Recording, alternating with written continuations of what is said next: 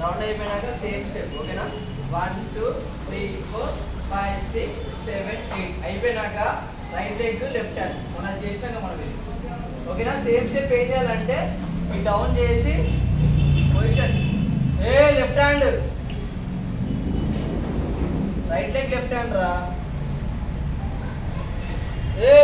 right leg left hand ఓకేనా hand ఇక్కడ ఉంటుందా డౌన్ వెళ్ళి ఈ పొజిషన్ పెట్టాలి లెగ్స్ ఓపెన్ వచ్చినాక 2 టైమ్స్ 1 2 3 4 ఓకేనా చలో 5 6 7 గో